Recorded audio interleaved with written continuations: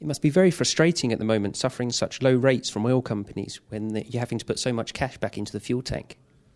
Well, you're right that we're losing basically 75 cents of every dollar we get from the charterers goes into bunkers. But TK benefits from the fact that about 60% of our conventional tanker fleet is already out on charter.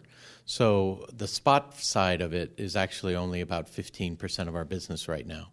But in general, that's what's causing the poor rates is the high bunker costs. You were in the room yesterday when Mr. Troim delivered his brutal realities speech. Is it time to run for cover? No. First of all, it isn't the right time to run for cover when we were already in that. I think we actually can see light at the end of the tunnel, and it's not a train coming toward us.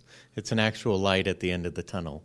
No, we can see all the seeds of a normal recovery. And I think everyone can say what kind of downturn it is. We're in a downturn. The question is when we come to the upturn. And we can see increased oil demand, which leads to increased tanker demand.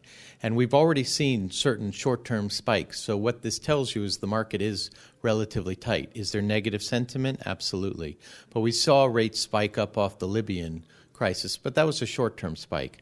But we think there will be continued increase in tanker demand, and ultimately demand will come back to equal supply. Because after all, there's only been about 2 million deadweight or about 3 VLCCs ordered this year.